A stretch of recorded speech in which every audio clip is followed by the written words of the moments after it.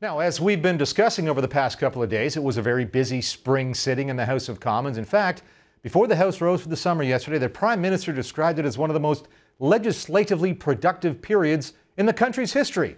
So what does our John Robson think of what went down on the Hill in the past few months? He joins me with his take now, our Sun News contributor. And the government's line, they got the job done.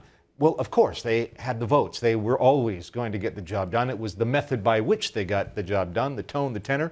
What did you think of the Conservatives in the last few months here in Ottawa? Yeah, and what the job actually was. What was their job? I think what the Conservatives actually managed to do was steady as she goes. Essentially, little change that was of significance. They did some good things. They did some good things in immigration reform and so on. But this business of cramming stuff through the legislature, I don't know where Stephen Harper, of all people, ever got the idea that a lot of legislation was necessarily a good thing. We should have measured by quantity. We passed more bills than you did. Well, how about how many pages of regulation did you authorize? How much did you expand government? What a fine thing. Did you manage to stuff a budget omnibus bill past MPs and down the throats of citizens without any real opportunity for proper scrutiny of plans that are too complicated, cumbersome, and massive to change, even if we did know what they were? Hooray!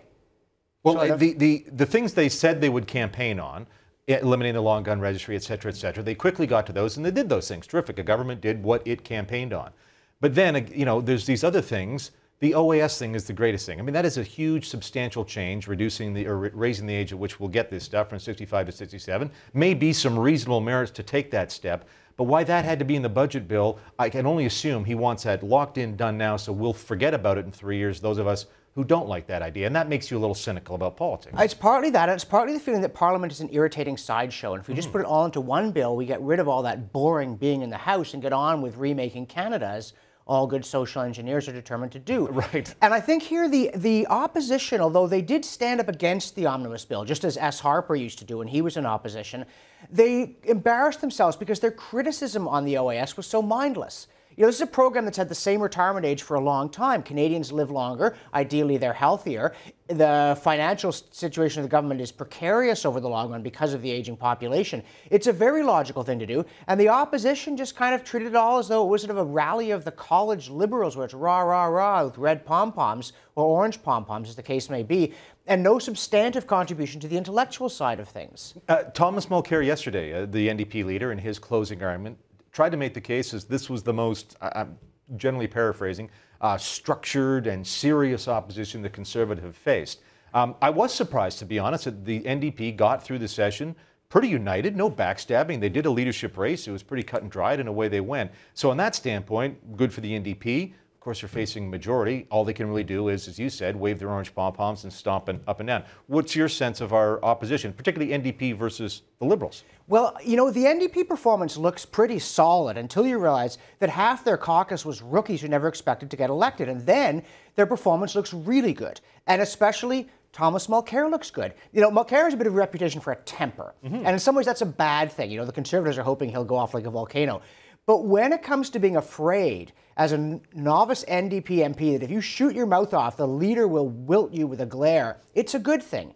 And he and his staff. Stephen Harper has that reputation. You don't go and get on his wrong side. Yeah, exactly. And you need this. There's too much messaging in politics. There's too little freedom for MPs. But it doesn't mean just gaze into your navel, pull something daffy out and spout it. It means take a principled stance, sometimes oppose your leader. And Mulcair has kept his MPs from looking like the amateurs. Let's face it, the press was kind of salivating over the antics we'd have to make fun of. They didn't give us that. And again, there's Mulcair and his staff. His office has run a tight ship, and tight ships are good because loose ships leak. I just got to give him credit for that. The Conservatives over the summertime, traditionally, if there's going to be a, quote, reset, it's going to be now. And it seems like it is time for a reset. A lot of the files, Jason Kenney's still got some more work on immigration reform, but a lot of the other files sort of come to a standstill. Would you expect to see a new, reformed, refired cabinet and agenda come September? Well, you've got to get rid of a few people who drink too expensive orange juice. But on the other hand, I find this odd. I was just looking at Jim Flaherty's record because I was irritated by his belief that he understands the mortgage market. And I looked at what in Ontario, he was Minister of Aboriginal Affairs, he was Attorney General, he was Deputy Premier, he was Minister of Finance, and he was something else that now escapes me because there's no rational connection to any competency. Why would you shuffle ministers who are not embarrassing themselves? The department runs the place anyway, for the most part. Some ministers like Jason Kenney do run their departments. Peter MacKay, well, he's been close to the too embarrassing, but for the rest, why would you move them around? Are they undermining the Conservatives' political position? If they're not, since Harper and the senior bureaucrats are making most of the decisions anyway, you leave them in place. If they make the guy look good, they make the administration look good, that's good enough. But the one thing I think all these politicians ought to ask themselves, did we improve the standing of politicians among Canadians? And here I think this nasty tone that they all take. They all think it's someone else, but I was struck by Thomas Mulcair. There was a little exchange over a bill, or as a motion, supporting the right of the Quebec government to pass legislation, to wit C-78, Bill 78, that would stop rioting in the streets.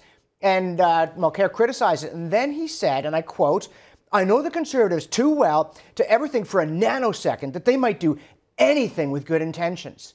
Anything? Do you seriously believe that? I mean, I know you have an edge, but that was like mindless nasty. And the Conservatives have been doing it too. And can these guys not find it in their hearts to recognize that sometimes the other party says or does something that is both well-meaning and intelligent? The Canadians are sick of this bickering. And even if you do it well, if everybody's going down, a falling tide sinks all boats.